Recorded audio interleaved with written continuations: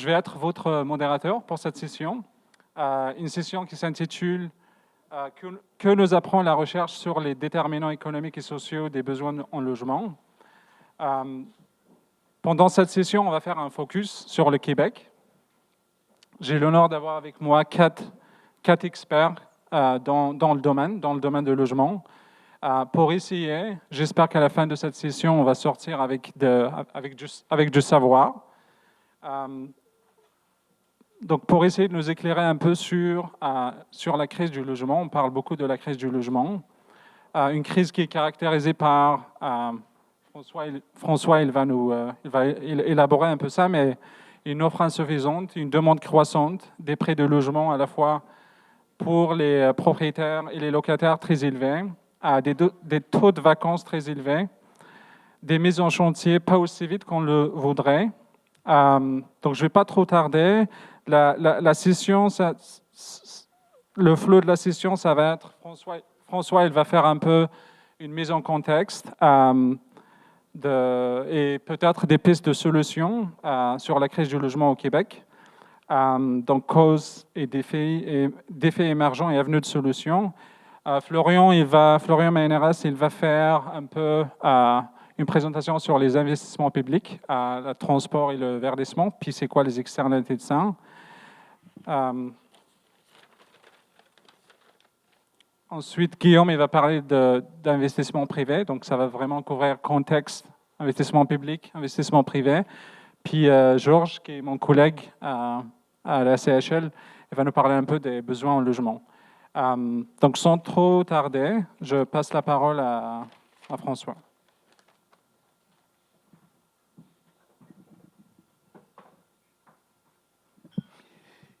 Oui, alors d'abord, merci beaucoup de l'invitation. Alors, j'ai décidé de faire porter ça sur quelque chose d'assez général, qui est vraiment un tour d'horizon de la problématique du logement et des causes et des différents paramètres qui influencent avec une vision un peu, une vision un peu temporelle. Alors, pour le premier point que je voudrais souligner, c'est d'abord les causes plurielles. C'est évident que ce n'est pas une seule cause et puis les solutions sont en conséquence.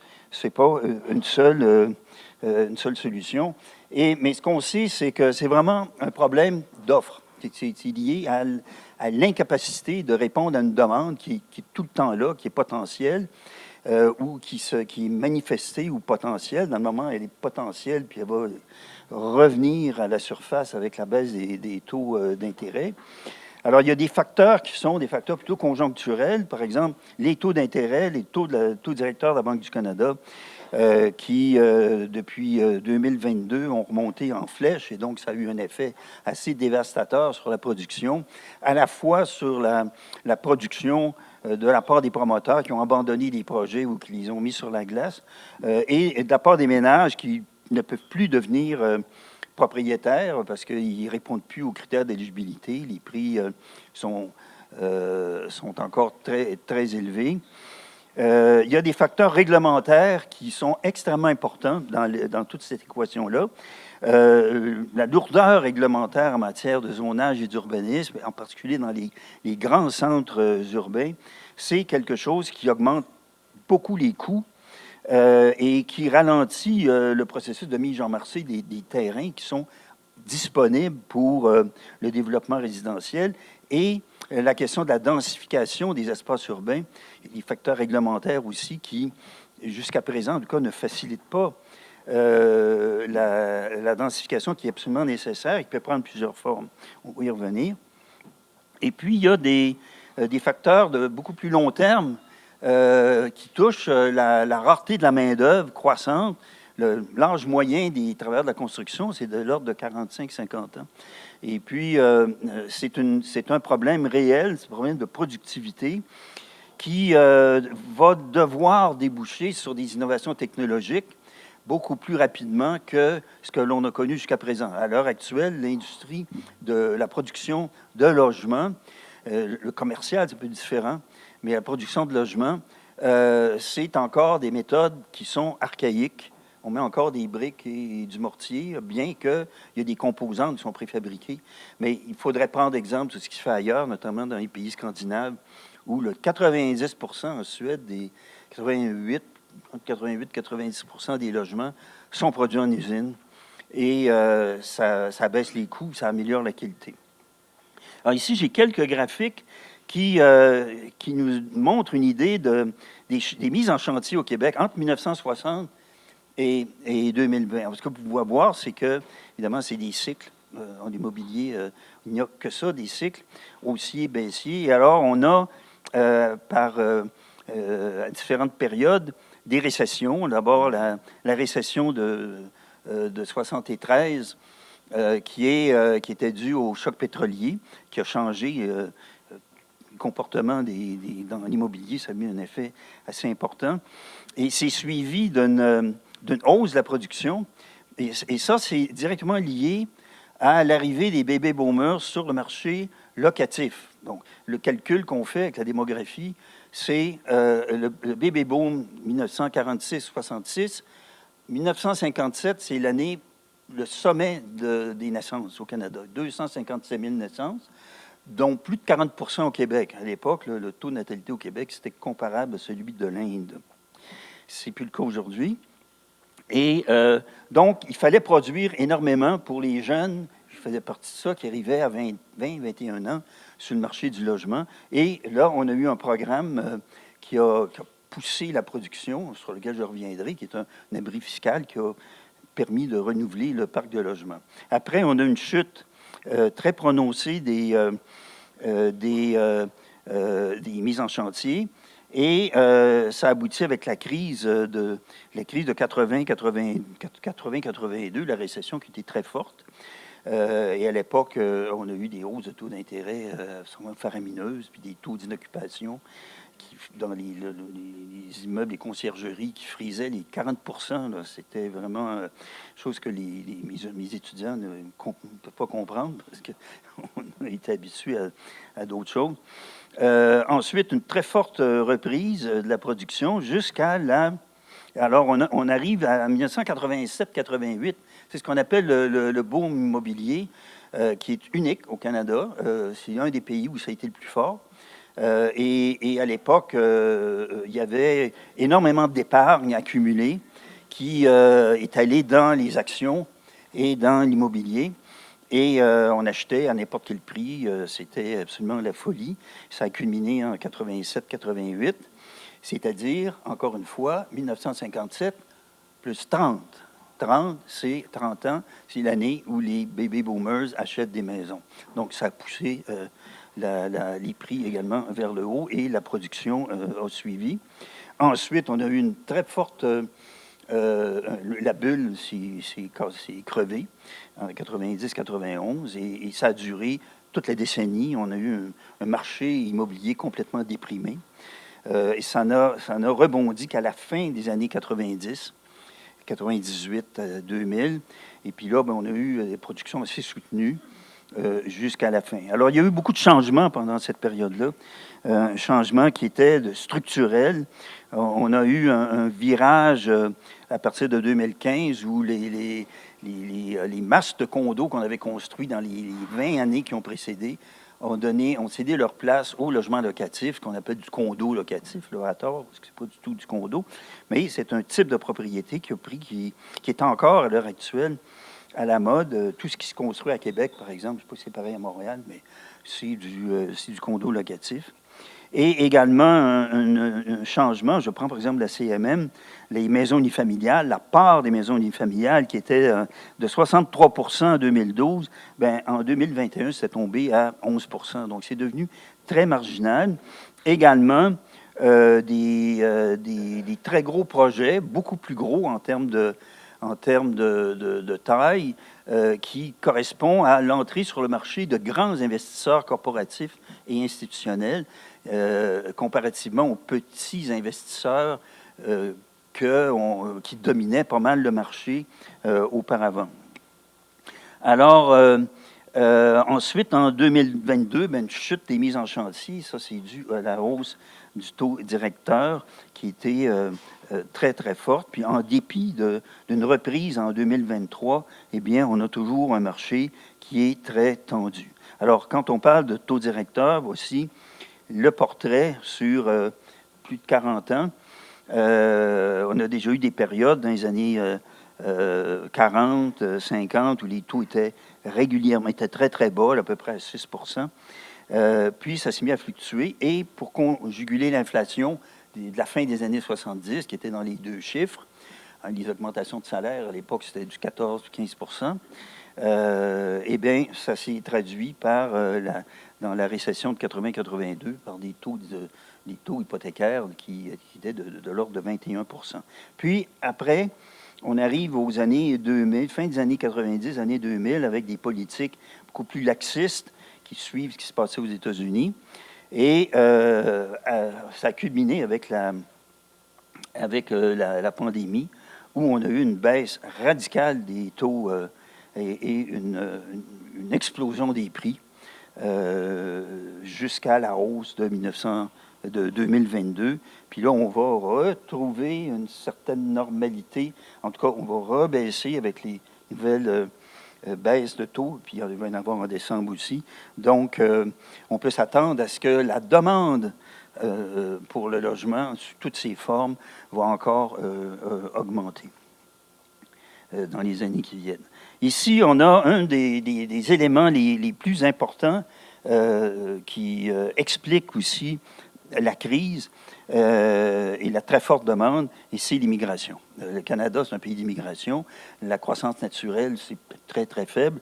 Le Canada ne croît que par l'immigration internationale, les rectangles orange, et les migrations non par les résidents non permanents qui ont connu des périodes assez fastes, mais la plus grande croissance, c'est l'année 2023. On a eu quelque chose, 150 000 immigrants non permanents. Et ça, évidemment, ces gens-là, ils viennent augmenter la pression sur le marché locatif et non pas sur le marché de la propriété. Et c'est ce qui vient expliquer les taux d'inoccupation très, très forts, puis les hausses de loyers. C'est vrai à Québec aussi, mais c'est encore plus vrai dans les régions métropolitaines de Montréal. Un petit mot sur les prix. Eh bien, ici, ce que vous avez, c'est l'indice MLS-HPI, qui est le seul indice de prix hédonique qui existe pour le Canada et qui va de 2010 à maintenant, qui est disponible, si vous voulez, sur le web. Vous pouvez suivre cet indice-là, c'est gratuit. Vous n'aurez pas les données de base, ça c'est pas gratuit du tout, mais vous allez avoir, vous pouvez aller chercher les données sur les indices et puis les prix des logements. Et vous voyez que au niveau, ici c'est pour l'ensemble du Canada, la ligne rouge c'est la moyenne canadienne. Et puis en haut, ben, vous avez Vancouver et Toronto qui sont un marché tout à fait à part avec des prix absolument faramineux.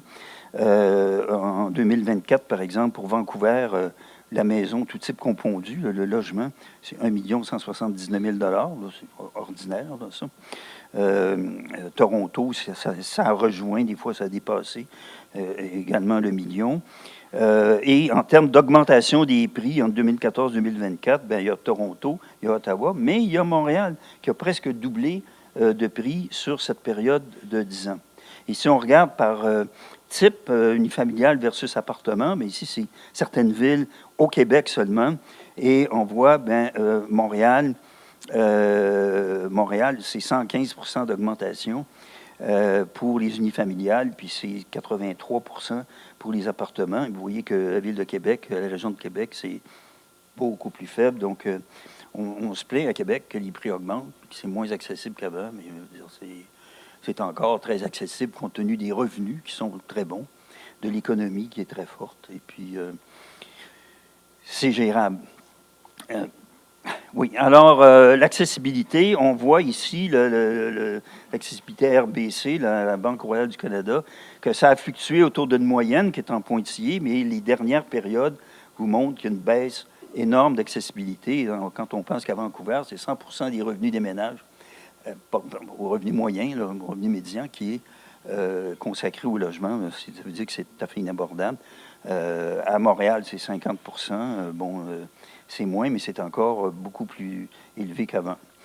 Le loyer, eh bien, encore une fois, on voit une hausse des loyers à partir de 2016, qui est une hausse constante, et avec 2023, et puis on fait la distinction ici entre les appartements traditionnels, puis le marché des appartements en copropriété, où vous voyez que l'écart pour Montréal, c'est 1096 dans un cas, puis 1642 dans l'autre. C'est des marchés qui sont quand même très différents. Alors, les avenues de solutions, eh bien, la SCHA a produit des chiffres qu'ils ont remis à jour en 2023 sur le manque à gagner là, au cours des 6 prochaines années jusqu'en 2030, 3 450 000 logements pour l'ensemble du pays, pour retrouver un indice d'abordabilité raisonnable, puis pour régler un peu le problème. C'est ça que ça prendrait. Puis au Québec, c'est 860 000 logements. Alors ça veut dire que concrètement, au cours des 6 prochaines années, il faudrait construire, tout type confondu, 575 000 unités par année, ce qui veut dire 2,5 fois la moyenne des 10 dernières années. Vous avouerez avec moi que même avec toute la bonne volonté des gouvernements, c'est très... en fait, c'est un objectif qui probablement ne sera pas atteint. Alors, qu'est-ce qu'il faut pour ça? Eh bien, il faut stimuler, prendre toutes les mesures pour stimuler la production de logements, pour augmenter la vitesse de délivrance des permis. Donc, le municipal, une grosse part de la solution, c'est au niveau local. Le processus de zonage, pour augmenter la densification aussi, parce qu'il y a le phénomène de pas dans ma cour, dont Jean a parlé ce matin, qui est un problème réel.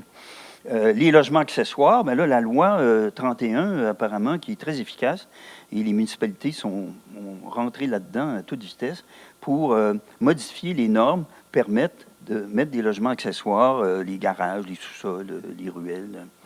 Les projets mixtes font des grands projets. Maintenant, vous avez des services au rez-de-chaussée, puis des bureaux, puis des marchés d'alimentation qui ont pour but de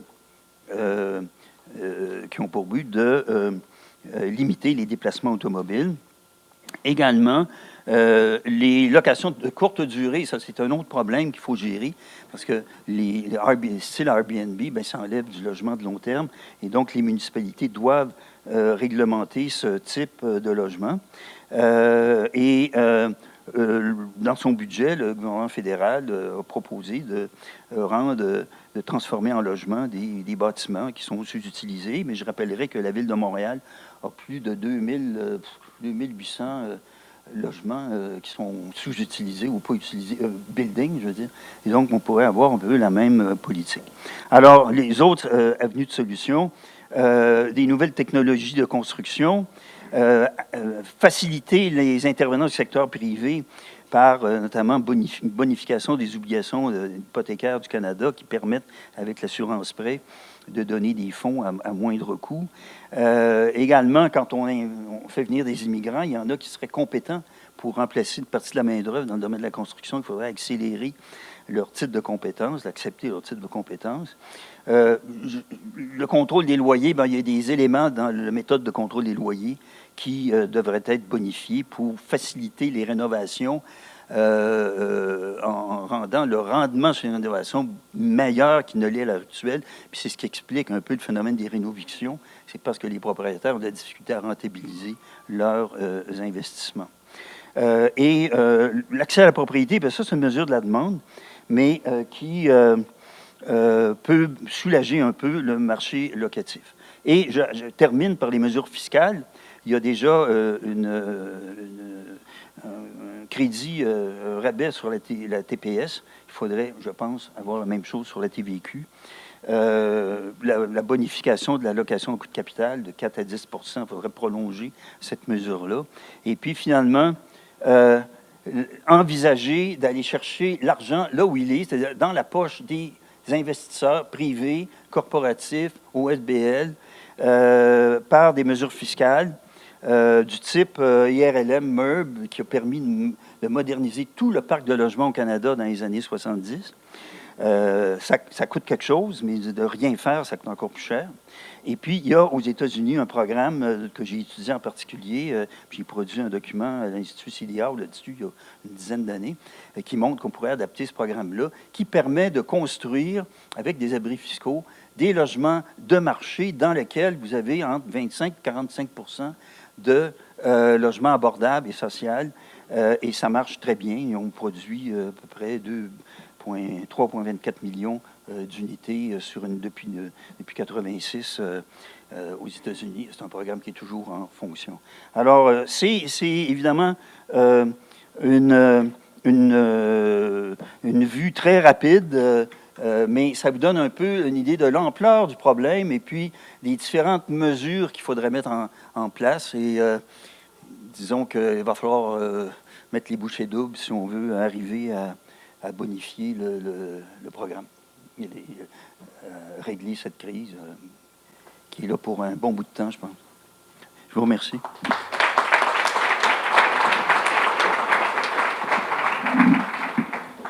Bon, on enchaîne directement. Merci beaucoup François pour cette mise en contexte. Et donc après cette mise en contexte sur le marché du logement au Canada dans une perspective historique, moi je vais m'intéresser plutôt à la détermination des besoins au sein de la ville, à certains endroits. Qu'est-ce qui détermine le fait qu'à un moment, les besoins en logement abordables peuvent se faire plus pressants dans certains endroits particuliers de la ville, en lien notamment avec les investissements publics en matière de transport collectif et de verdissement. Les villes investissent de plus en plus ou sont de plus en plus incitées, poussées, invitées à investir dans le transport collectif et le verdissement. Pourquoi ? Parce que ça fait partie des passages nécessaires probablement pour s'adapter au changement climatique et pour tenter de lutter contre ces changements climatiques. Donc le transport collectif, parce que ça pollue moins, et le verdissement, parce qu'on a besoin de verdissement pour favoriser la résilience. Donc si on regarde dans un contexte québécois, transport collectif, on a eu le REM, il y a le prolongement de la ligne bleue à Montréal, on a la saga du tramway à Québec, les dossiers ne manquent pas. En matière de verdissement, on peut penser aux ruelles vertes, aux politiques de piétonisation d'un certain nombre d'artères dans les grandes villes, au Grand Parc de l'Est à Montréal, au Parc linéaire du souvenir à Laval. Là encore, de multiples exemples sont là. Lorsque les pouvoirs publics font cela, très clairement, ils essaient d'améliorer le cadre de vie, d'améliorer nos environnements de vie pour nous et pour les générations futures. Le problème, je ne sais pas si c'est un problème, mais c'est que les résidents apprécient ces choses-là. Les résidents apprécient d'être proches de stations de transport collectif. Les résidents apprécient d'être à proximité de parcs. Et puisqu'ils l'apprécient, ils vont essayer de se localiser à proximité de ces aménités. Donc souvent, ce qu'on risque d'observer, c'est que la demande de logement va augmenter à proximité des nouvelles stations de transport collectif ou des parcs qui ont été construits ou réaménagés. Principe d'économie de base, la demande augmente, si l'offre ne suit pas, les prix vont augmenter. Et donc, le prix, c'est le prix de vente des maisons ou les loyers.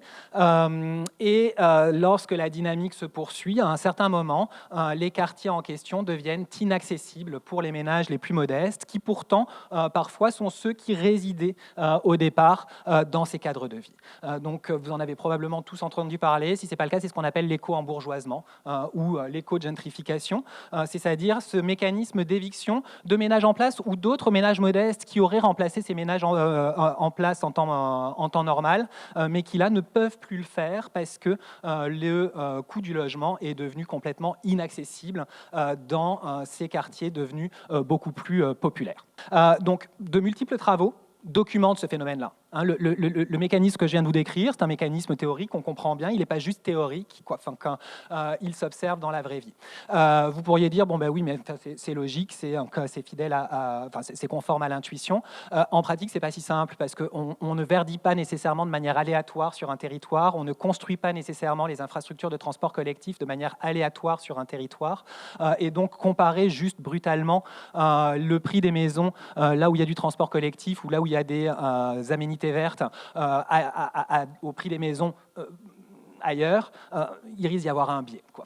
Si on a des arbres plutôt là où on a des maisons de bonne qualité, on va avoir des prix plus élevés, mais c'est pas lié au fait que les arbres sont capitalisés dans la valeur des maisons, c'est lié au fait que la qualité des maisons est plus élevée dans ces endroits-là. On peut faire le même raisonnement sur le transport collectif. Donc là, je vais vraiment pas faire de technique d'économiste empirique, c'est pas l'objet, mais juste derrière ces travaux que je vous présente, il y a vraiment des stratégies pour essayer d'aller chercher un impact aussi causal que possible et corriger de tous ces biais qu'il peut y avoir dans la mesure de ces effets de capitalisation foncière. En fait, Jean, tu l'avais déjà évoqué. Non, on peut rester quand même sur l'acétate ce matin. Donc, une étude dans ce domaine-là, c'est celle de Jean et François, notamment sur le transport collectif, donc le métro, le train de banlieue de la rive sud de Montréal, où Jean et François montrent que la mise en service donc, de ce train de banlieue a effectivement augmenté le prix des maisons à proximité des stations ouvertes. Donc on a sur la carte que vous avez ici, plus c'est bleu foncé, plus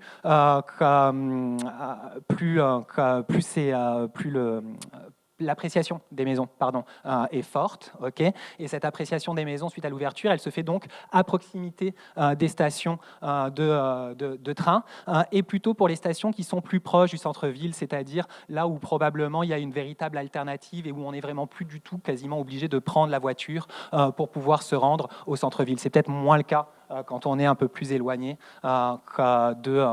du centre-ville. Donc, transport collectif et prix des maisons, oui, il y a un impact causal qui peut être assez significatif. Ça, c'est une étude réalisée avec mes acolytes du DEIT, Christian Behrens et Marlon Serror, sur le canal de la Chine. Donc, c'est une étude qu'on avait faite pour Parc Canada qui s'intéressait aux impacts de la rénovation du canal de la Chine sur les quartiers environnants. Et donc là, ce qu'on a fait, c'est qu'à nouveau, il fallait trouver des points de comparaison justes. Et donc, on a comparé les blocs de recensement, les aires de diffusion autour du canal de la Chine à des aires de diffusion qui étaient similaires à Montréal, similaires en termes de caractéristiques des résidents et en termes de proximité à l'eau ailleurs dans Montréal. Et on regarde comment les aires de diffusion à proximité du canal de la Chine ont évolué par rapport à ces autres aires de diffusion qui étaient similaires au départ, mais qui ne sont pas proches du canal de la Chine. Et ce qu'on trouve, c'est qu'il n'y a pas un, mais deux canals de la Chine. Il y a un premier canal de la Chine qui va du bassin Pile jusqu'à ici, en fait, à peu près. Puis il y a tout le reste du canal de la Chine là, qui va jusqu'à La Salle. Pour toute l'autre partie, là, plus à l'ouest, il ne se passe rien de manière différentielle. Donc, on n'observe pas de changement significatif. En revanche, pour toute la portion qui est plus proche du centre-ville, on a une augmentation de la population totale qui est en fait une augmentation de la part des étudiants diplômés de l'université. On a de moins en moins d'enfants, mais de plus en plus de 20-39 ans, avec un revenu moyen plus élevé, un phénomène d'embourgeoisement très traditionnel tiré par les jeunes actifs éduqués. Si on passe à l'acétate d'après, donc effectivement, on change la population très fortement aux abords du canal de la Chine. C'est certainement pas très satisfaisant du point de vue de l'inclusivité. De l'autre côté, c'est quand même des ressources fiscales additionnelles pour la ville de Montréal.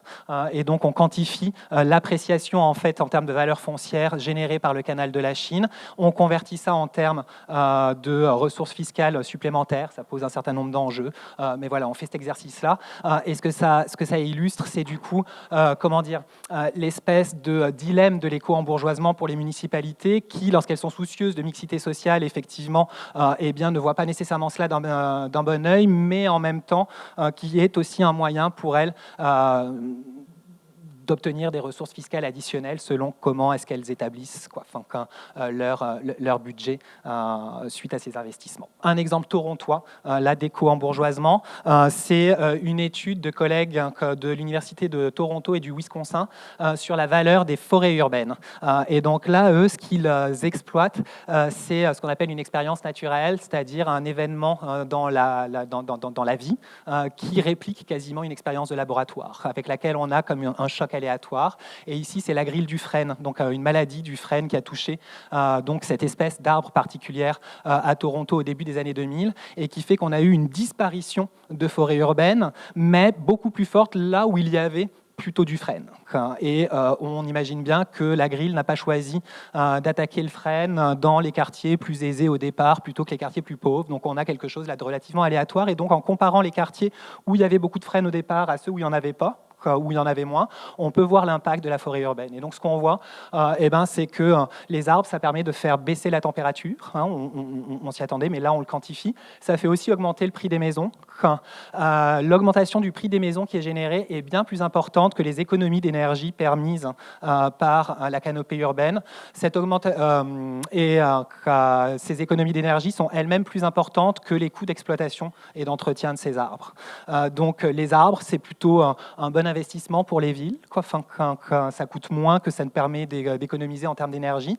Par contre, ça fait augmenter le prix des maisons et donc à nouveau, c'est un facteur d'éco-embourgeoisement. À cette étape d'après, donc face à ça, qu'est-ce qu'on fait ? Soit on peut se dire on laisse aller, mais ce n'est pas exactement ça que bien souvent les municipalités ont en tête. Et donc là, on retombe sur l'arsenal de mesures pour essayer mais cette fois-ci à l'échelle de quartier, de préserver cette mixité sociale. En sortant éventuellement une partie du parc de logement de la logique de marché. Alors Adam dirait que c'est une autre forme de marché, mais en tout cas en augmentant la réserve municipale finalement, c'est-à-dire en rachetant des terrains, en rachetant pour les villes des logements et en disant on les passe en OBNL, on les passe en habitation à loyer modéré. On peut essayer d'orienter l'action des promoteurs et des propriétaires privés via toute la taxation, que ce soit sur les locations de court terme, sur les terrains vacants, sur les logements vacants. Et on peut aussi simplifier les processus de construction, notamment, et là le Québec a commencé à prendre des mesures dans ce sens-là, avec des mesures dérogatoires spécifiques pour des endroits spécialement en tension. C'est des choses qu'on peut aussi imaginer de faire à l'échelle des quartiers de certaines villes. Le problème, c'est que ces mesures-là, si on les prend au moment où la dynamique de gentrification est lancée, il est bien souvent trop tard. Et donc, un enjeu pour ça, souvent, c'est d'anticiper. Donc on peut passer à l'acétate d'après. Anticiper les dynamiques de gentrification au moment où on conçoit nos projets d'investissement en transport collectif ou en verdissement pour pouvoir agir au moment juste. C'était ce que la ville de Montréal avait en tête au moment où la ligne rose était encore d'actualité. Et donc la ville de Montréal avait commandité tout un tas d'études autour de cette ligne rose pour à la fois raffiner le tracé, puis pour voir aussi quelles mesures mettre en œuvre en même temps que la construction de cette ligne rose, notamment, et donc nous c'était notre mission là à deux de mes acolytes à nouveau du DEIT, Julien Martin cette fois-ci et Christian Berens. La ville de Montréal était soucieuse des phénomènes de gentrification qu'il pourrait y avoir du fait de la ligne rose. Et donc elle nous avait demandé qu'est-ce que vous pouvez nous dire sur où est-ce qu'il faut être particulièrement attentif à ces phénomènes-là. Et donc ce qu'on a proposé, c'est de tirer parti de ce que l'on sait des déterminants de l'embourgeoisement sur la base des dynamiques passées ailleurs. Donc, on avait une étude en fait réalisée donc avec Julien, Christian et Brahim Boilam sur New York sur les déterminants de la gentrification où on mettait en lumière qu'il y avait certains secteurs qu'on identifiait empiriquement qui étaient précurseurs de l'embourgeoisement. Des secteurs qu'on trouve habituellement dans des quartiers riches mais qui sont surreprésentés dans les quartiers pauvres qui ont tendance à se gentrifier par la suite. Je vous passe les détails sur comment est-ce qu'on identifie ça. On n'impose rien, on les identifie. On termine avec une liste d'à peu près 26-28 secteurs, essentiellement dans les secteurs culturels, créatifs, services créatifs aux entreprises, au milieu d'autres déterminants. Et on a dit à la ville de Montréal, si vous voulez, dans le temps imparti, là, on ne va pas pouvoir vous refaire la même analyse des déterminants pour Montréal. Mais on peut se dire que ce qu'on a mis en lumière sur New York, c'est probablement pas mal représentatif de ce qui se passe, des dynamiques à l'œuvre dans les grandes villes. Et donc, on récupère les déterminants qu'on a identifiés sur New York. On utilise, là, avec notre tambouille technique, les coefficients qu'on a identifiés, etc., pour vous construire un indicateur qui va être un indicateur composite de plusieurs choses dont on sait qu'elles sont liées à la gentrification, et un indicateur composite avec des poids qui sont tirés de nos analyses empiriques, en fonction de leur importance révélée par nos analyses à New York. Et donc, cet indicateur comprenait la proximité à des établissements pionniers, donc ces secteurs des industries créatives, culturelles qu'on avait identifiés, la présence d'établissements non pionniers, la part de diplômés du supérieur, l'âge du bâti, la proximité à d'autres quartiers gentrifiés, ça c'est des choses qu'on observe, la gentrification, ça se répand en peau de léopard, quand ça fait tache d'huile. Donc à un moment, être à proximité de quartiers qui se sont gentrifiés dans le passé, c'est une pas mauvaise indication de ce qui peut se passer aussi plus tard, et la proximité à une station de métro. Et donc on a construit cet indicateur-là pour toutes les aires de diffusion le long des différents tracés envisagés pour la ligne rose. Le résultat de notre étude, c'est ça. C'est les différents tracés avec toutes les stations qui étaient envisagées et une couleur par station qui indiquait est-ce que la vraisemblance d'embourgeoisement est forte, pas très forte. Voilà, c'était ça qu'on a fait. Ce qu'on avait trouvé, c'était que les risques de gentrification étaient particulièrement forts dans le coin de Saint-Léonard, au nord-est, et dans le coin de La Salle, dans le sud-ouest. Depuis la ligne rose, on le sait tous, quand elle est restée dans les cartons. Les processus de gentrification, néanmoins, ils se sont faits, et ce qui est amusant, je ne sais pas, mais en tout cas, ces quartiers qu'on avait identifiés comme des points chauds en matière de gentrification, on les a vus apparaître dans la presse, dans des articles relatant, décrivant ces phénomènes à l'œuvre et les tensions que ça posait dans ces quartiers-là.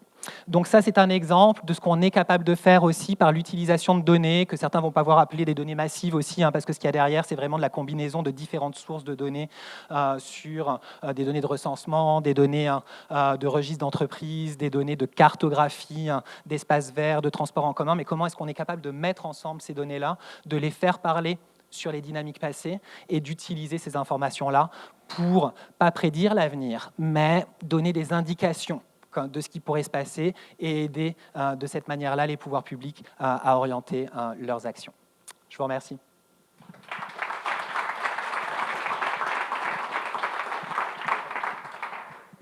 Merci beaucoup. Je passe la parole à Guillaume. Bonjour. Oui, voilà. Le projet, d'abord, moi, j'ai été engagé dans mon poste de professeur invité à l'Université de Montréal pour un contrat de recherche spécifique qui était en fait sur les nouvelles tendances du développement immobilier dans le Grand Montréal. À la base, je ne suis pas un statisticien ni un économiste, donc je m'excuse pour mon traitement de données à ceux qui sont ces spécialistes dans la salle. Et donc, d'abord, je me suis intéressé spécifiquement aux grands projets en dehors du centre, en dehors des quartiers centraux, en dehors des quartiers péricentraux, et à la relation entre le marché et les outils urbanistiques. Donc, que ce soit les zones qui sont encadrées au niveau du plan métropolitain d'aménagement et de développement, pour le développement prioritaire dans ces secteurs-là, les zones où on veut amener le développement, donc les Transit Oriented Development, les zones TOD, et aussi la relation avec les outils tels que les PPU, les projets particuliers d'urbanisme. Et tout ça se positionne donc quand on regarde ces territoires-là, de manière générale, dans les autres études aux États-Unis, dans le reste de l'Amérique du Nord, on constate qu'on a quand même une capacité limitée, en fait, d'orienter le développement immobilier privé là où on le veut, et surtout de limiter les externalités négatives. Le travail de la planification, c'est de penser sur le long terme, de penser aux bénéfices ultimes dans une perspective justement long terme. Donc, amener les gens là où on a du transport, là où on a du transport collectif, là où on a de la mixité d'usage. Bon, ça, c'est l'objectif. Moi, je voulais vérifier est-ce que ça fonctionne avec le développement immobilier qu'on a ici. Tout ça aussi dans le contexte où on a beaucoup de changements dans les tendances du développement immobilier dans les dernières années. Donc, autrefois, disons il y a 20 ans, c'est pas si longtemps, mais les développeurs, la plupart du temps, c'était des petits développeurs locaux au Québec et ils fonctionnaient avec des prêts négociés avec des institutions financières. de plus en plus dans les dernières années, en fait, pour mettre en chantier des grands projets immobiliers, les développeurs ont besoin d'investisseurs privés, d'investisseurs institutionnels. Ils ont toutes leurs méthodes, ils ont toutes leurs particularités. Et ça a un effet sur la taille des projets, sur le mode de tenure, sur la localisation des projets. Donc, on fait des plus gros projets, on fait des projets locatifs qui sont possédés plus sur le long terme comme des actifs financiers pour des investisseurs. Et le contexte local, donc, on a, est-ce que ça fonctionne, la planification par TOD? Est-ce qu'on est capable d'amener les projets immobiliers là où on le veut? On a des gains démographiques supérieurs dans les couronnes éloignées comparativement aux couronnes rapprochées dans le Grand Montréal. Donc, les gens de Statistique Canada le savent. Et on a aussi le contexte de la forme urbaine. On a les caractéristiques de la ville diffuse, c'est-à-dire la dépendance à l'automobile et un manque de mixité fonctionnelle et de synergie entre les fonctions dans ces quartiers-là. Donc, je ne vous parle pas juste de développement immobilier. Aujourd'hui, je vous parle aussi de la relation de ce développement immobilier avec la forme urbaine dans ces quartiers, en dehors des quartiers centraux. Donc, la méthode. J'ai fait un échantillon. J'avais une centaine de projets au début. J'ai resserré ça parce qu'on a changé nos critères un peu. C'est des projets récents. On a 95 projets qui sont restés de 2016 à 2024. On a tiré ça des forums. C'est là que maintenant, les forums Internet, c'est là où sont annoncés les grands projets immobiliers maintenant, où il y a les mises à jour qui sont annoncées, tout ça. Nos critères, c'était qu'il fallait que ce soit plus de 50 unités. La majorité, c'est plus que ça, mais je voulais quand même avoir des petits projets dans l'échantillon, pas seulement couvrir les grands projets de milliers d'unités. Différentes formes de densification, donc les low-rise, 3-4 étages, les mid-rise de 5 à 9 étages, disons, et les high-rise. Et là, j'ai plusieurs tranches pour les high-rise, je vais vous montrer dans un instant. On a acheté les données WalkScore et on a fait des analyses cartographiques. On a fait des caractérisations typomorphologiques des bâtiments et des environs. On a fait des analyses des outils d'encadrement réglementaire. Est-ce que c'est en zone TOD? Est-ce que c'est en PPU? Est-ce que ça a été autorisé en PPC-moi? Je ne vous parlerai pas trop des PPC-moi parce que ce qu'on se rend compte, c'est que c'est très difficile d'avoir des données entre les municipalités sur cette question-là. On essaye de faire l'analyse en ce moment, mais je n'ai pas de données sur ça dans la présentation d'aujourd'hui. On a aussi fait 11 projets d'analyse de points d'intérêt. Donc, on a fait du data scraping sur Google Maps, donc automatiser, aller chercher des données. On a fait des cartes avec ça, on a mis ça sur des cartes. Donc, je ne vous parlerai pas trop de ces résultats-là aujourd'hui parce que je n'aurai pas le temps. Et puis, on fait des audits de marchabilité en cours. Donc, il y a plusieurs projets d'étudiants et d'étudiantes qui travaillent avec moi, qui s'inscrivent dans tout ça et qui nourrissent l'analyse aussi, qui sont en cours en ce moment. Représentativité, pour la période 2016-2024, dans la CMM, on a 170 000 logements en appartement. Nous, notre échantillon, c'est quand même 19 000 logements, à peu près. Donc, on a quand même plus que 10 des appartements construits dans la CMM pour la période. Puis, c'est une bonne représentativité, considérant qu'on n'a pas les quartiers centraux, d'abord, et il y a eu beaucoup de développement dans ces quartiers-là. Et on exclut, en fait, du nombre total compté dans nos projets, les grands projets comme Solar Uniquartier, 4 300 unités. On a seulement pris 2 bâtiments de Solar parce qu'en fait, ça brisait la représentativité. Ça faisait qu'on avait des quartiers qui étaient surreprésentés dans nos nombres de logements. Donc, et bien que c'est une limitation, mais je vais vous l'expliquer dans un instant pourquoi on a fait ce choix-là. Donc, en fait, c'est qu'on a beaucoup de difficultés à ajuster avec les projets récents. Ces projets-là changent constamment. Donc, entre le moment où le projet est annoncé et le moment où le projet est en chantier, il y a des changements au nombre de logements, au nombre d'étages. Il y a des faillites d'entreprises, il y a des reprises de projets par d'autres entreprises.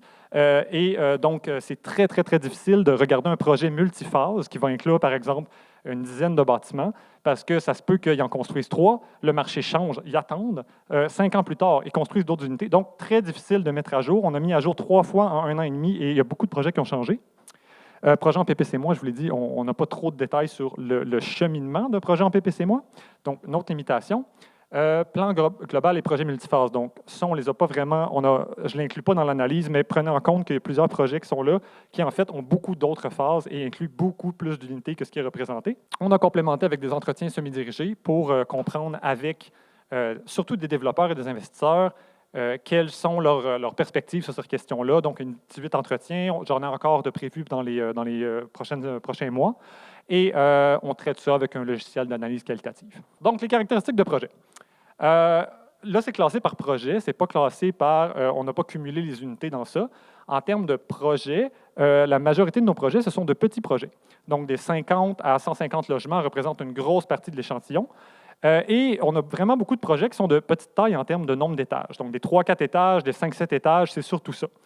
Ce qui ne veut pas dire qu'on n'a pas des très gros projets aussi. Tu sais, sur l'île des Sœurs, des 43 étages, il y en a comme ça, mais c'est quand même marginal dans ce qui est mis en chantier récemment.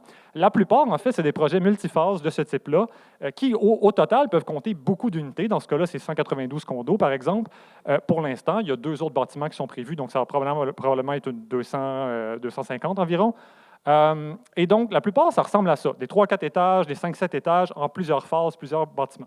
Et questionné sur pourquoi est-ce qu'on construit ce genre de bâtiments-là dans les dernières années, les développeurs me disent, bien, en fait, des 100 logements, c'est pas mal le minimum pour un développeur d'une certaine taille, un développeur qui met beaucoup en chantier, parce que c'est le seuil minimal pour avoir un service dans les bâtiments, pour payer un concierge. Et généralement, c'est la première phase d'un projet qu'il faut en inclure davantage, 200 à 300 unités. Et un autre limite maximale, disons, qui est souvent revenue dans les entretiens, c'est à peu près de 500 unités. Et là, en fait, ça devient la question de mitiger le risque à un seul endroit. Les développeurs ne veulent pas investir, ne veulent pas mettre tous leurs œufs dans le même panier et risquer que s'il y a un revirement dans ce secteur-là, bien, ils ont perdu beaucoup d'argent. Donc, normalement, le 500 unités, pour la plupart des développeurs, c'est le maximum. Donc, les très gros plans globaux comme Solaire Uniquartier, c'est rare. Pour la plupart des développeurs, c'est ça à peu près le maximum. Et donc, les gros développeurs, eux, c'est du 250-500 logements. Les plus petits développeurs vont faire du 100 logements à peu près, généralement. La plupart du temps, l'usage précédent, c'était des terrains vacants. Donc, on est en banlieue, il y a encore des terrains vacants, et c'est ça qui est priorisé, généralement. On a aussi beaucoup de commercial, donc des anciennes strips commerciales, des anciens centres commerciaux dévitalisés. Ça gagne en popularité, mais ça coûte un peu plus cher. Donc, ce qui coûte le moins cher, qui est plus accessible, le plus facile, c'est du vacant. Tu peux laisser ta machinerie, il n'y a pas de problème avec le stationnement, c'est parfait. Donc, ça arrive souvent, ce projet-là à Mirabel est très typique de ça. Localisation et walk score. Oui, donc voilà la carte de où sont localisés nos projets. Il y en a qui sont en dehors de la CMM, je le note. Donc, on a 22 projets à moins de 500 mètres des limites des périmètres d'urbanisation. Qu'est-ce que ça veut dire? Bien, à moins qu'il y ait des dérogations qui soient allouées pour continuer l'urbanisation de ce secteur-là, généralement, ça veut dire que ces terrains-là vont continuer d'être à côté de champs ou de territoires naturels pour le futur. Donc, le potentiel d'urbanisation, dans certains cas, c'est limité pour des projets qui sont souvent à très haute densité. On a 20 projets à 200 mètres d'une autoroute et ça monte à 42 quand on arrive à 500 mètres. Donc, on a beaucoup de projets qui sont localisés au sein des autoroutes, donc pour l'accès en automobile, c'est très commun. Et ça, on a même des zones TOD, en fait, qui sont aussi dans ces caractéristiques-là à côté d'une autoroute. Ce n'est pas parce que tu es en zone TOD que tu n'es pas à côté d'une autoroute, ça arrive souvent. En unité cumulée, là, c'est un petit peu plus représentatif que juste la forme. Ce qu'on se rend compte, c'est qu'on a en fait plus d'unités en dehors des zones TOD, ça, il n'y a aucun doute. Au niveau des PPU, c'est à peu près similaire. Donc, zone TOD, on a 8 400 unités en zone TOD, 10 600 hors, et PPU, c'est à peu près équivalent. Ce qu'on constate, par exemple, quand on regarde l'autre séparation ici, c'est la taille des projets en termes de nombre de logements, les couleurs. Donc, ce qu'on constate, en fait, c'est que les petits projets, donc ce qui est le jaune pâle, jaune un peu plus foncé, sont rarement en zone TOD. Même chose quand on le sépare en nombre d'étages, ce qui est le deuxième tableau ici. Donc, les petits projets, les low-rise, 3-4 étages, rarement en zone TOD. Bon, au niveau de la forme, ça fonctionne. En zone TOD, on veut densifier le maximum possible. En termes de taille de projet, par contre, ça veut dire que le rouge foncé, là, les gros projets de 500 logements, sont souvent en zone TOD. Donc, je vais revenir là-dessus dans les conclusions, mais donc, souvent en zone TOD, on n'a pas de petits projets, on n'a que des gros projets. Donc, on n'a que des gros développeurs ou presque. Et ça, c'est important, on va y revenir plus tard. Oui, donc, qu'est-ce qui a changé depuis 10 ans quand on parle aux développeurs et qu'on leur demandait pourquoi on a ça, qu'est-ce qui a changé là, entre les mises en chantier qu'on faisait, là, les méthodes qu'on avait à l'époque, comme je vous disais, des plus petits développeurs, institutions financières et tout ça? Ce qu'on me disait au niveau de la localisation, c'est que il y a quelques années, les couronnes nord, Mascouche, Terrebonne, Sainte-Thérèse, Blainville, on regardait ça de haut. Les investisseurs ne s'intéressaient pas à ces secteurs-là. Maintenant, en fait, c'est beaucoup plus intéressant au niveau de la prévisibilité.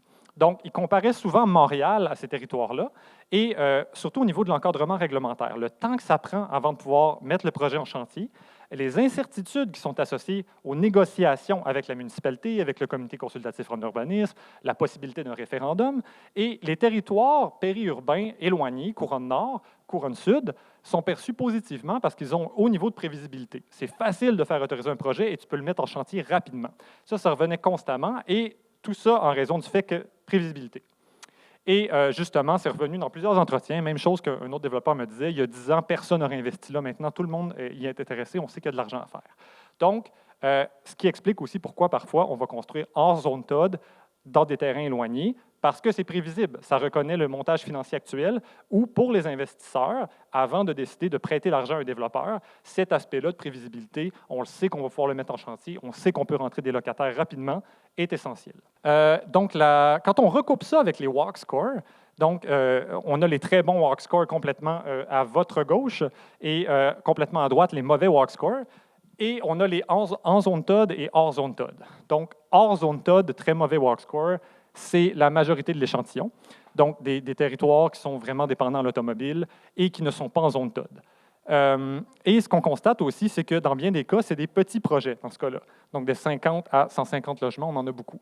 Mais ce qui ne veut pas dire qu'on n'a pas des gros projets aussi, là, des 250 logements à 400 logements, on en a beaucoup aussi dans ces territoires-là.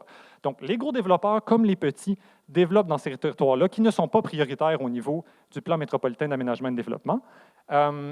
Et quand on a des très, très bons projets, donc à l'inverse, les 100 à 80 walk score, dans bien des cas, en fait, c'est des plus gros projets, là, des 500 logements, 400 logements, et on a quand même quelques 150. Mais donc, la majorité de l'échantillon, là, dans les bons walk scores, en zone TOD et hors zone TOD, c'est des très gros projets.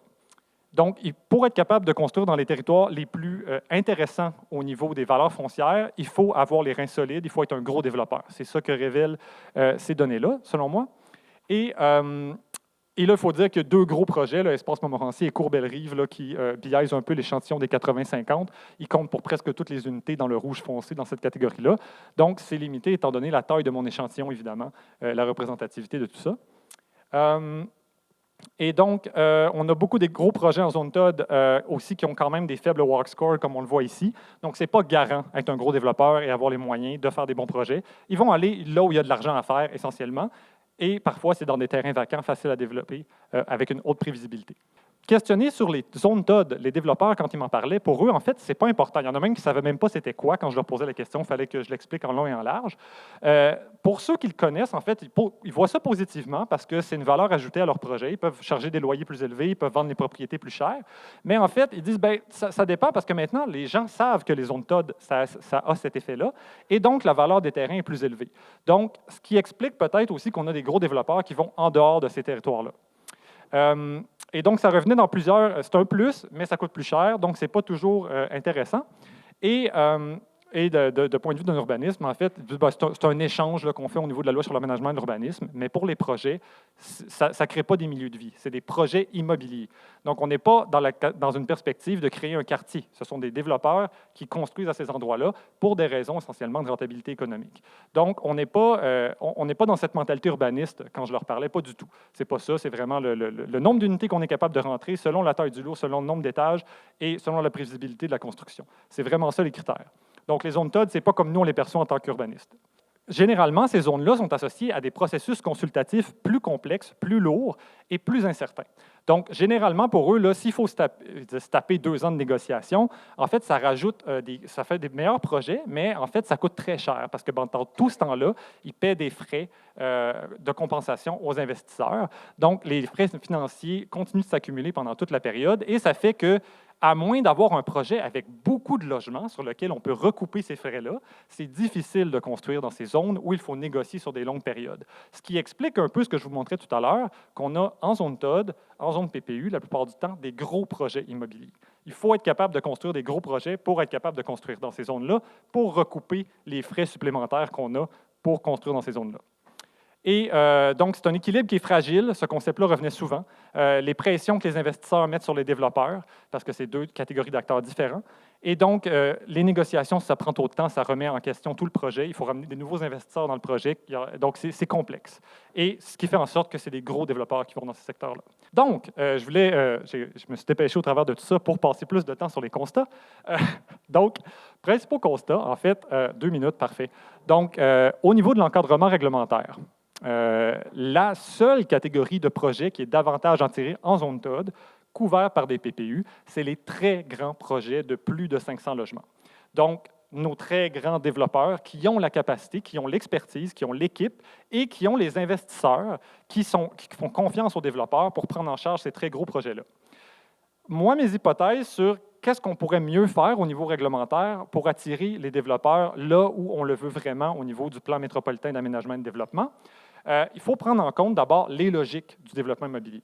Donc, il y a un coût supplémentaire à construire dans ces territoires-là qui sont prioritaires parce que la valeur des terrains est plus élevée, parce qu'il y a plus d'incertitudes. Et donc, pour recouper ces dépenses-là, il faut faire plus d'unités. Et donc, on concentre le risque à cet endroit-là aussi. Ça revient à ce que je vous disais tout à l'heure. On a beaucoup de développeurs qui ne veulent pas construire plus de 500 unités à un endroit parce qu'ils ne veulent pas mettre tous leurs œufs dans le même panier, à moins d'être un très, très, très gros développeur et d'avoir un plan global qui est comme le projet Solar Uniquartier. Donc, parfois, en fait, puisqu'ils ont la mobilité du capital, ils peuvent décider de construire ailleurs, bien, ils vont construire ailleurs dans les périodes, comme actuellement, où il y a une hausse du taux hypothécaire, hausse du taux directeur, et où, justement, ça coûte plus cher à se financer. Dans ce contexte-là, je crois qu'il y a un potentiel de meilleure prise en compte des dynamiques décisionnelles du secteur privé dans les réglementations pour être capable d'attirer une diversité de types de développeurs. Donc, qu'on soit capable aussi d'aller chercher des développeurs qui font du 250 logements, pas seulement des développeurs qui en font du 500. Donc, des plus petites compagnies, c'est littéralement des catégories différentes là, selon mes entretiens, et qu'on soit capable aussi, si on veut plus de projets, des bons projets couverts en zone TOD par des PPU avec des bons critères, bien, il faut accepter donc les règles du jeu du financement immobilier. Il faut prendre davantage en compte ces considérations-là, qui sont essentiellement des considérations de rentabilité économique des projets, mais aussi de profil de type de développeur qui va venir construire dans ces secteurs-là. Et tout ça, il faut le comprendre aussi dans le contexte où bien, mon étude part aussi d'un objectif de on a une bonne marchabilité, qu'on soit capable d'avoir une bonne accessibilité, une bonne synergie entre les fonctions. Donc, ce n'est pas juste une question de construire, mais c'est une question de construire au bon endroit et de la bonne manière pour comprendre les conclusions que je tire de l'étude. Donc, voilà, merci. Merci beaucoup. Je passe la parole à Georges. Merci beaucoup pour l'invitation. Une bonne partie de mon travail consiste à concevoir des données qui répondent à des questions de recherche ou à des problématiques stratégiques qu'on définit à la SCHL. C'est pourquoi je vais me concentrer dans cette présentation à comment on mesure les besoins des ménages, des besoins en matière de logement des ménages, mais avec un focus particulier sur les ménages les plus vulnérables. Alors, je vais m'intéresser à deux indicateurs, dont un est très connu. Peut-être souvent les concepts ne sont pas clairs pour tout le monde. L'indicateur des besoins impériaux en matière de logement, c'est quoi ce concept? C'est quoi les faits saillants? C'est quoi les informations les plus importantes que vous pouvez savoir sur cet indicateur? Parce que c'est un indicateur qui est très utilisé au niveau fédéral, mais aussi par diverses organisations lorsqu'il consiste à bâtir des programmes de logement. Mais je vais aussi parler en deuxième lieu d'un nouvel indicateur qu'on a développé à la SCHL pour parler à quelques limites du premier et de mettre en lumière, on n'aura pas le temps de parler de tout, de long en large de tout, mais des aspects nouveaux sur lesquels il permet de traiter. Et enfin, je vais avoir une petite conclusion. Alors, les besoins impériaux en matière de logement, c'est un indicateur qui n'est pas récent. Il a été utilisé pour la première fois en 1986, il a été conçu en 1986 par la SCHL et des partenaires locaux, des provinces, des territoires. C'était une mesure de référence pour définir c'est quoi un ménage qui a des besoins en matière de logement. Donc, il fallait une mesure de référence qui soit utilisée assez par tout le monde et qui permettait de définir c'est quoi un logement abordable, c'est quoi un logement social. À partir du recensement de 1991, il commence à être dans le recensement, ce qui permet de produire des données à ce sujet. Alors, comment est-ce qu'il est défini? L'indicateur des besoins impériaux en matière de logement définit ce qu'est un logement acceptable selon 3 critères. Le premier critère, c'est l'abordabilité. Le critère est simple. Un logement est dit abordable s'il coûte moins de 30% du revenu brut du ménage, revenu avant impôt. Beaucoup de gens connaissent ce critère, mais c'est un input important dans l'indicateur. Le deuxième critère, c'est le critère de, je pense qu'il y a un petit typo, c'est le critère de taille, je vais dire qualité convenable. J'ai inversé taille et qualité, désolé. Alors, la qualité convenable, c'est un logement qui n'a pas besoin de réparation majeure, mais ça, c'est selon les occupants. Donc, lors du recensement, on demande aux occupants si le logement a besoin de réparation majeure. Si oui, alors il ne va pas avoir la qualité convenable. Et enfin, taille convenable, on utilise la norme nationale d'occupation comme référence. Ce n'est pas un critère, je dirais, impératif, mais c'est un critère de référence qui permet de définir c'est quoi une taille de logement adéquate selon la composition du ménage. Une des mesures de référence dans ce critère, c'est que si vous avez un couple sans enfants, ils ont besoin d'une chambre. Une personne seule pourrait vivre dans un studio. mais 2 enfants de genres différents vont devoir occuper au moins chacun sa chambre à partir de 5 ans. Donc voilà quelques critères qu'on peut avoir dans la norme nationale d'occupation qui est assez longue, qui permet de savoir si un logement, selon la taille et la composition du ménage, répond à la taille convenable. Maintenant, en matière de calcul, c'est un indicateur qui est calculé en 2 étapes. Donc, première étape, on va se demander si le ménage est en dessous de l'une des 3 critères, abordabilité, taille, qualité. Sinon, alors il n'est pas en situation de besoin impérieux de logement, donc ça permet déjà d'éliminer beaucoup de ménages, par exemple de la classe moyenne, si vous imaginez. Deuxième, si oui, alors il va avoir un second texte. Et c'est là où cet indicateur est très intéressant, c'est le test de revenu. Est-ce que le ménage est en dessous du revenu minimum pour se loger dans la région? Ce revenu minimum est calculé de 2 façons. De façon générale, on va se servir de la médiane des loyers. Il faudrait que le revenu minimum permette de dépenser moins de 30% que la médiane de loyer au niveau local. Mais dans des endroits où le marché locatif est très faible, on va plutôt se servir des coûts, de ce que ça coûte pour vivre dans un logement nouvellement construit qui répond à la taille du ménage. Donc, si le revenu du ménage est insuffisant, c'est-à-dire inférieur à ce minimum-là qui est calculé, alors on est en situation de besoin un peu de logement, mais dans le cas contraire, on n'est pas en situation de besoin un peu de logement.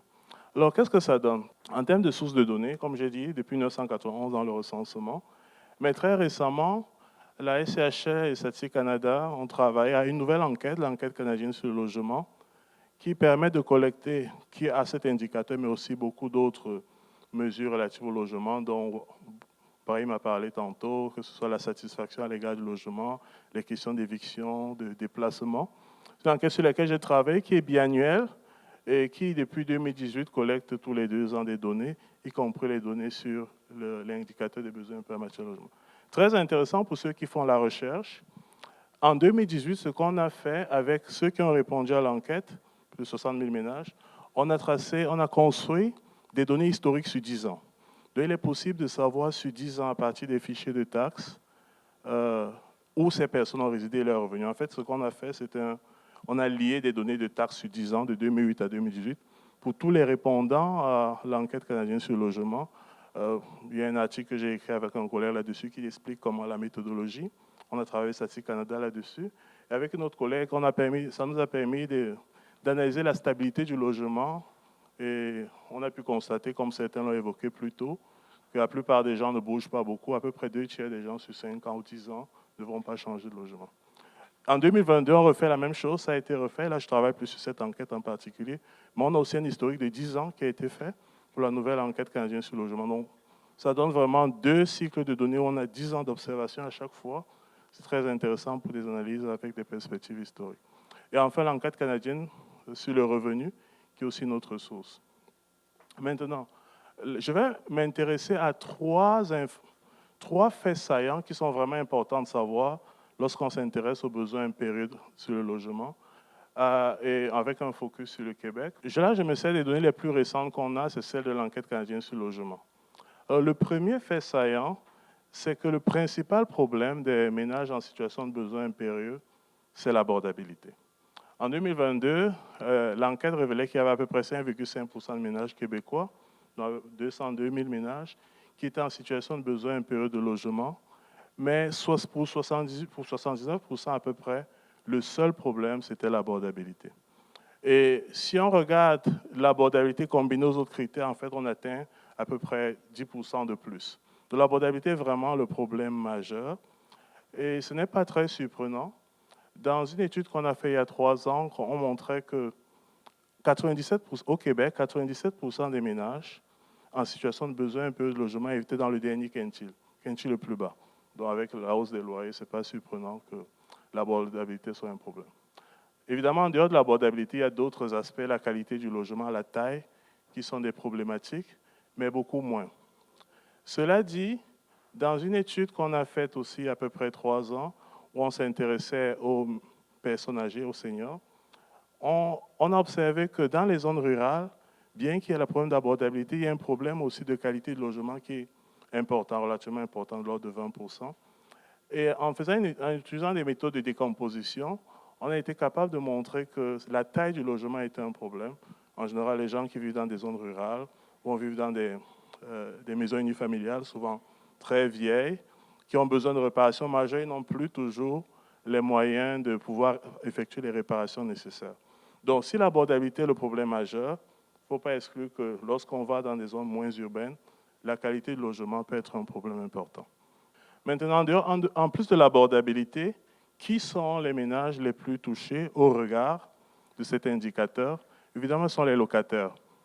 Les données de l'enquête canadienne sur le logement de 2022, qui confirment ce qu'on savait déjà, montrent bien que à peu près 68% des ménages en situation de besoin impérieux sont des locataires. Les locataires ont non seulement 3 fois plus de chances d'être en situation de besoin impérieux que les propriétaires. Ce qu'on peut bien voir dans le graphique, lorsqu'on voit l'incidence du phénomène, il y a un peu moins de 3% pour les propriétaires, 9,2% pour les locataires et bien plus pour les locataires occupant un logement social, à près de 17%. Ce qui montre que même vivant dans un logement social, les locataires peuvent avoir des situations de besoin impérieux de logement. Et ça, c'est quelque chose qui peut être à peu près surprenant. Le deuxième indicateur dont on va parler montre des pistes de réflexion. Mais un des aspects, c'est que dans le calcul de cet indicateur des besoins impérieux en matière de logement, on ne s'intéresse pas seulement au loyer, qui est souvent un critère utilisé dans les programmes de logement, le loyer 25% ou 30%, mais on s'intéresse au coût total du logement, donc le loyer, le chauffage, tout ce qui va avec le logement. Ça permet de révéler que parfois, le niveau d'aide a besoin d'être ajusté pour certains types de locataires. Maintenant, en ce qui concerne la concentration des besoins au Québec, la majorité des besoins, près de 3/5 des ménages en cherchant un besoin impérieux de logement, sont dans la grande région métropolitaine de recensement de Montréal. Donc le problème est un problème principalement urbain. Mais lorsqu'on regarde Québec, on est à peu près à 7%. Les autres régions métropolitaines de recensement et agglomérations de recensement, à peu près tout 19%. Donc à peu près 9 ménages sur 10 qui ont des besoins impérieux en matière de logement sont dans les zones urbaines. Donc là, on a vu 3 choses. Les besoins impérieux en matière de logement, c'est un problème d'abordabilité d'abord. C'est aussi un problème qui touche principalement les locataires et bien plus. Et c'est un problème qui est important en zone urbaine. Alors très récemment, on s'est intéressé à la durée. Et une des raisons pour lesquelles on s'est intéressé à la durée, c'est que si vous regardez les données historiques, en termes de l'incidence des besoins impérieux en matière de logement, elles ne bougent pas beaucoup. C'est souvent à peu près les mêmes chiffres selon les régions. Donc, mais ce n'est pas les mêmes personnes. Donc, comment est-ce qu'on peut avoir la durée? Combien de temps les gens durent dans cette situation-là? Parce que ça permet de calibrer aussi les interventions. Alors, ça aurait été simple de répondre à cette question si on avait des données longitudinales, où on observait l'indicateur au cours du temps pour les individus des ménages. Malheureusement, on n'a pas ces données. Alors, ce qu'on a fait avec quelques collègues, c'est qu'on a utilisé des méthodes d'apprentissage machine. On a utilisé 2 avantages qu'on a. On a le recensement, qui est une source de données massive, où on a l'indicateur. Mais on a aussi des données administratives, notamment la base de données longitudinale. J'ai le nom en anglais. Base de données longitudinale qui est basée sur les fichiers de taxes. En anglais, c'est le Longitudinal Administrative Data Bank. Donc, c'est un fichier de taxes qui est longitudinal, annuel, qui prend 20% des personnes qui remplissent leur déclaration fiscale et même ceux qui ne remplissent pas sont capturés là-dedans. Donc, on a le recensement qui a l'indicateur, on a une base de données longitudinale historique qui ne l'a pas. Comment on combine les deux? Alors, on a fait une approche en 2 étapes.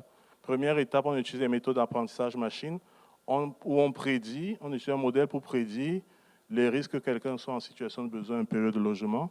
On teste le modèle dans le recensement, donc de manière classique, une partie de l'échantillon pour entrer le modèle, une partie pour le tester.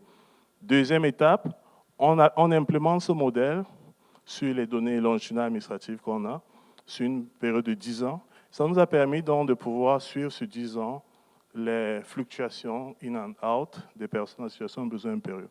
Alors, très intéressant, on arrive à montrer de prédire que les gens durent à peu près 2,57 années, donc 2 ans et 7 mois, en besoin impérieux de logement et de façon médiane 2 années.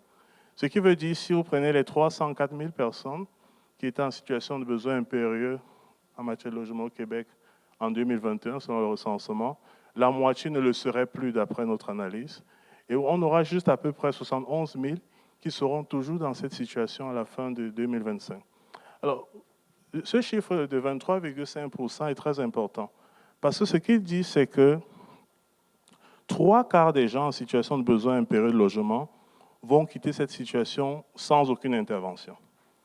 Mais il y aura 1/4 qui vont le rester pour le long terme, pour 4 ans et plus.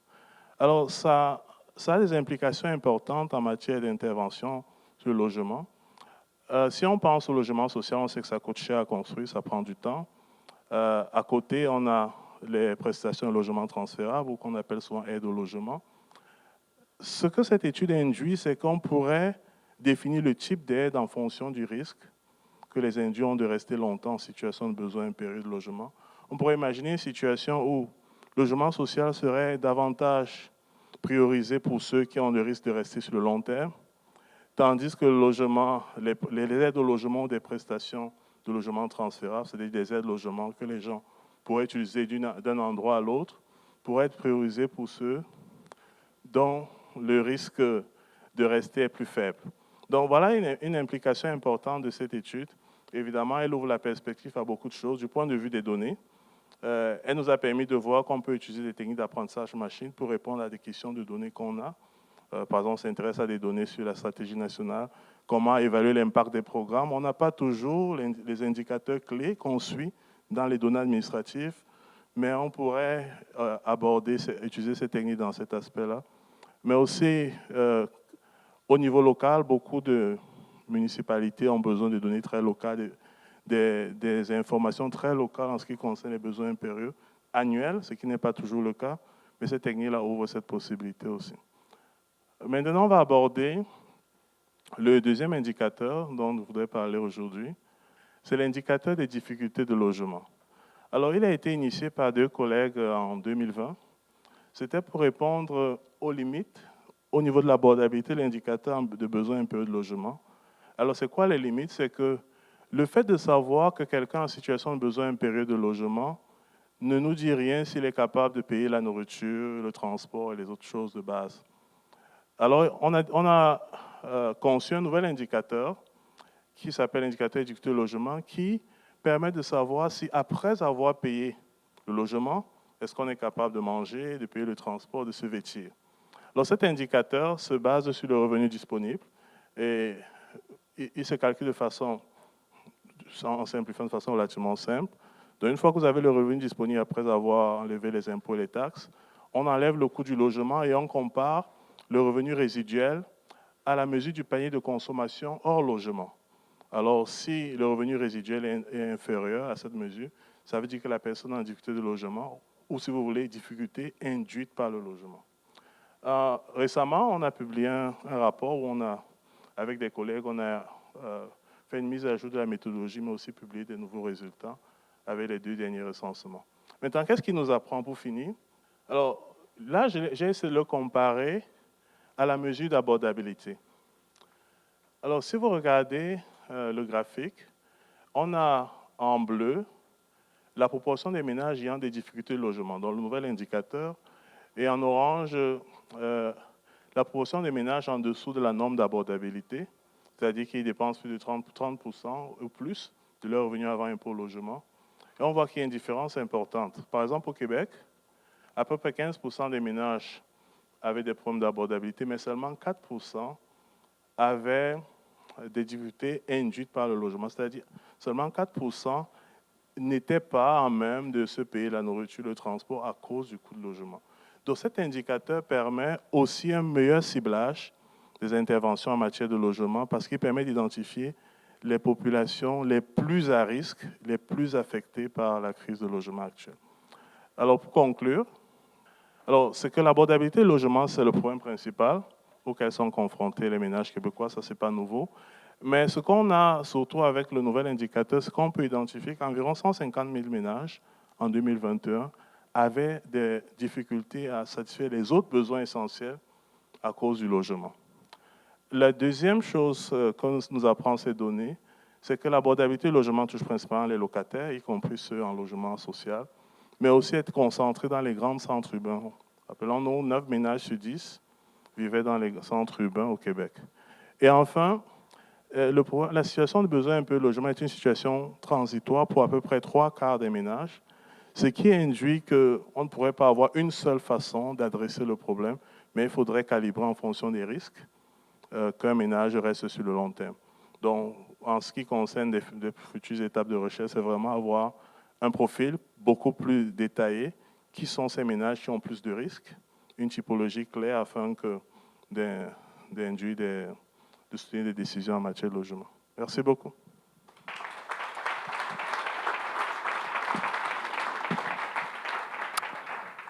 Merci beaucoup. Je vois qu'il nous reste 10 minutes. Je voudrais quand même poser une question, mais j'invite vraiment tout le monde à venir prendre le micro et poser des questions. Puis je vois Chris, je vois Amine, je vois Julien, puis je vois Florian, c'est le jury de thèse. Il y a une pression qui me revient à les regarder, mais la question que je veux poser, c'est sur l'offre et la demande. On veut bien comprendre l'offre, mais aussi on veut bien comprendre la demande. Et ma question, quelles sont les avenues de recherche que vous voyez urgents ou nécessaires qu'on doit aborder ou qu'on doit regarder pour comprendre l'offre et la demande? Mais aussi, j'ai été à une conférence hier à StatsCan, puis en gros, le mot, c'est on a besoin des données, puis donc offre, demande, et quel type de données qu'on a besoin pour répondre à ces questions d'offre et de demande. Je pose la question aux panélistes, mais aussi j'ouvre le débat aux gens qui sont présents ici. Bon, je me lance. Une piste de réflexion probablement, notamment par rapport à la demande, c'est celle de, on en discutait sur l'heure du dîner tout à l'heure avec certains, de l'allocation des ménages dans les différents types de logements. Donc, on a besoin de logements, mais ça avait été évoqué ce matin, des logements qui sont adaptés aux besoins des différents ménages. Et on sait aujourd'hui qu'il y a des ménages qui vivent dans des logements qui sont probablement trop grands pour eux. Et c'est ce que dans la littérature certains qualifient d'obésité résidentielle. Je pense que ça, pour le coup, des données qui nous permettent de coupler à la fois les caractéristiques des logements et les caractéristiques des personnes qui y résident permettrait de savoir quelle fraction ou en tout cas d'essayer de répondre à la question est-ce qu'une partie des problèmes d'accès au logement peuvent être résolus à stock constant en réallouant les ménages, enfin, à la fois géographiquement et en termes de logement. Voilà, c'est une piste de réflexion. Merci Flo. Georges. J'irais dans le même sens aussi, c'est vraiment les données. Et en plus de ce que Florian a dit, des données au niveau très local. Je pense que ce qu'on entend beaucoup, c'est pas souvent des données au niveau très local, au niveau parfois de municipalités, même en dessous des municipalités. Et une piste qui est intéressante, ça pourrait être de mettre en valeur les données longitudinales administratives dont Brahim a parlé, qu'on a utilisées. Comment les mettre en valeur et les enrichir davantage avec les données d'enquête. Des techniques comme l'apprentissage machine, mais d'autres techniques aussi pourraient être utilisées afin que... Parce que c'est des données qui permettent d'aller d'un niveau granulaire très bas, mais souvent il manque la richesse des enquêtes. Donc, je pense que c'est une piste importante. Nous, un enjeu qui nous intéresse beaucoup là, avec mon collègue Sébastien Lars, dans les projets que moi j'ai analysés, il y en avait à peu près la moitié qui était destinée spécifiquement à des populations en situation de vieillissement. Ce pas des résidents, il n'y a pas de service. C'est brandé, donc le discours au niveau des 55. Et donc, un enjeu que nous on identifie, c'est les développeurs, évidemment, vont aller là où il y a de l'argent à faire. Donc, ces ménages-là, souvent, ont du capital en vendant leur maison et veulent emménager dans du locatif. Et notre questionnement, de là où on construit ces unités, près de là où ces gens résidaient déjà, dans les banlieues, mais qui ne sont pas nécessairement adaptés au niveau des services à cette nouvelle offre immobilière. Donc, on a une adéquation au niveau de la demande pour des logements locatifs dans ce secteur-là et l'offre immobilière qui y répond, mais on n'a pas nécessairement les services publics et les infrastructures publiques pour donner des services sur le long terme à ces populations-là. Donc, nous, c'est un enjeu qui nous intéresse au niveau de la marchabilité, au niveau du design urbain, au niveau de tout ce qui est centre CLSC, etc. Ça, c'est un enjeu, nous, qui nous occupe un peu. Merci beaucoup. François? Ben, écoutez, c'est un problème qui est... Les logements, les très grands logements, ils sont occupés par une personne. Je pense qu'à Montréal, dans certains quartiers, il y a énormément de logements, mais comment peut-on convaincre les résidents de... Fiscalité. On pourrait imaginer une fiscalité incitative sur le logement où les taxes seraient plus importantes suivant l'espace. On s'entend, hein, c'est pas immédiat, mais c'est des choses dont on peut débattre, qu'il y a probablement quelque chose qu'on peut faire. Et là, on parle de marché de propriété ou de marché locatif? Je vais pas pousser la réflexion jusque-là. C'est surtout le marché. Il faut pas punir les gens qui sont dans le locatif et ne pas avoir de... C'est plutôt le marché de propriété qui est... Je connais beaucoup de gens, de femmes notamment, qui sont tout seuls, qui sont très bien tout seuls. Oh non, il ne s'agit pas de les forcer à vivre avec quelqu'un.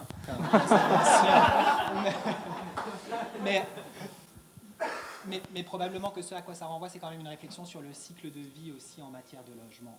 Et comment est-ce qu'on favorise effectivement des transitions en matière résidentielle qui accompagnent aussi les transitions. Oui.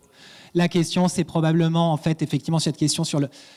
encore une fois, c'est comment est-ce que les transitions résidentielles accompagnent aussi les transitions de la vie, pour permettre effectivement que chacun occupe le juste espace en fonction de ses besoins au moment où il est rendu dans sa vie. Et donc on s'entend que ce n'est pas simple à faire, qu'on ne veut pas dire à un moment « hey, pars de chez toi » là, parce que c'est plus le temps d'occuper tant d'espace, mais on peut réfléchir à c'est ça, des mécanismes incitatifs en évitant aussi un certain nombre d'effets pervers. En tout cas, c'est des discussions qui existent, elles sont difficiles, mais ce n'est pas parce que c'est difficile qu'il faut se refuser d'y penser, et notamment en matière... l'outil fiscal là-dessus peut peut-être aider. Et peut-être une des solutions que j'ai mentionnées, la loi 31, au Québec permet d'accélérer par exemple, le logement dans des sous-sols ou des parties de propriétés qui ne sont pas occupées comme des garages qu'on peut recycler, mais je pense à des sous-sols.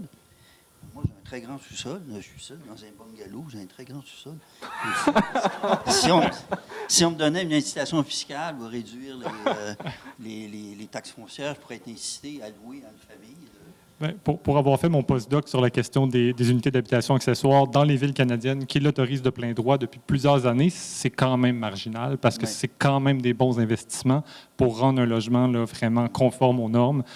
Donc, même mettre à niveau un sous-sol, c'est 50 à 100 000 $. Créer une unité détachée, c'est 300 000 $ à peu près. Donc, les gens qui sont prêts à faire ça, c'est quand même une minorité de gens, là. On va en chercher un peu, là, mais il ne faut pas penser que ça va régler quoi que ce soit, les logements accessoires et des unités accessoires détachées. Là. Donc, selon moi, là, selon les données qu'on a pour l'instant, en tout cas. Est-ce qu'il y a des questions dans l'audience? N'hésitez pas. Si vous n'êtes pas d'accord avec ce qu'ils disent. Brahim? Merci. Oui, j'ai juste deux petites questions. La première, donc, pour le dernier intervenant, pour la SCHL, au niveau de la mesure des besoins impérieux en matière de logement. Donc, il y a 3 critères et un qui est subjectif, celui de la qualité. Est-ce que mon logement a besoin de réparation majeure?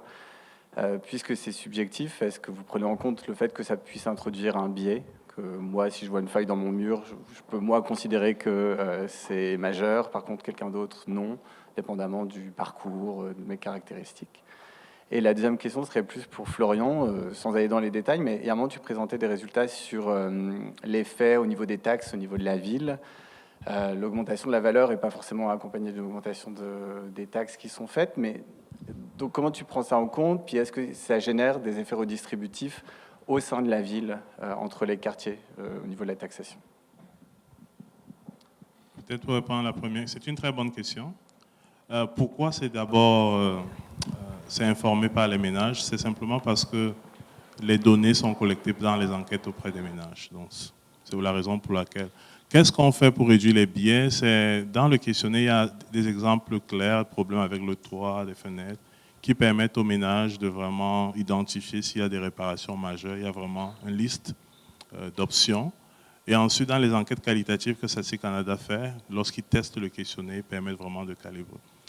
c'est vrai qu'il pourrait toujours avoir une certaine subjectivité, mais au cours du temps, on se rend compte que ça révèle vraiment les problèmes. Si on parle du nord du Canada, le Nunavut par exemple, on a des taux très élevés qui correspondent effectivement à la réalité, avec des températures, des bâtiments toujours pas adaptés, dont les problèmes de réparation reflètent vraiment ce que des experts pourraient constater en examinant les bâtiments. Mais c'est une belle idée.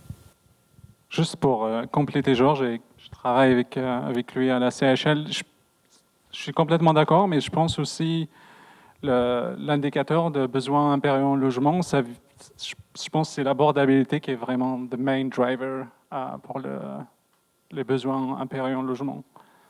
Mais c'est une question à StatScan. Quelles sont les différentes alternatives de mesurer c'est quoi le logement qui a besoin de major renovation? Excuse. D'autres questions? Oui? Ah, excuse. Merci. En fait, je ferai du pouce sur cette même intervention. Juste oui. 2 secondes. Est-ce que tu avais une réponse à... OK, vas-y, Okay. allez-y. Parfait, merci. Oui, c'est ça. En fait, peut-être ma question s'adresse à vous, SCHL, mais aussi à Statistique Canada. En fait, cet indicateur, à moins que je me trompe, il exclut la population étudiante, donc des ménages non familiaux dont au moins une personne est aux études. Donc, dites-moi si je me trompe, on sous-estime en fait le nombre de personnes ou de ménages qui sont en situation de besoin impérieux en logement. Donc, ça, c'est un point. Allez-y. Alors, juste vite fait sur la capitalisation foncière et ensuite les ressources fiscales. Donc, tu as entièrement raison, c'est pour ça que je disais qu'il y a quand même des hypothèses derrière.